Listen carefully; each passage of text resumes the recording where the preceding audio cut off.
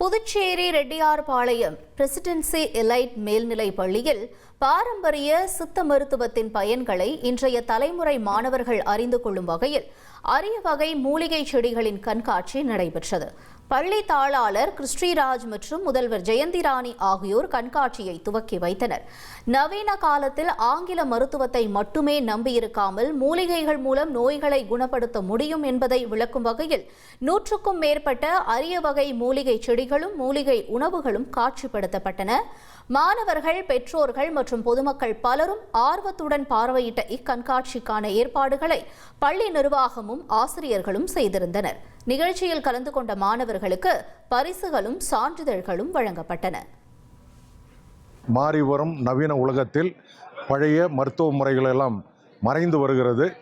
எனவே பலவிதமான நோய்களுக்கு பழைய மருத்துவ முறைகள் மூலமாக, குறிப்பாக மூலிகை செடிகள் மூலமாக மருத்துவம் பெற முடியும், பல நோய்களை தீர்க்க முடியும் என்ற ஒரு உயரிய நோக்கத்துடன் இந்த கண்காட்சி ஏற்பாடு செய்யப்பட்டுள்ளது.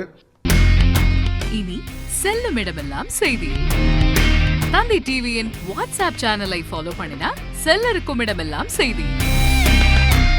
இதோ QR கோட் இப்பவே ஸ்கேன் பண்ணுங்க, ஃபாலோ பண்ணுங்க.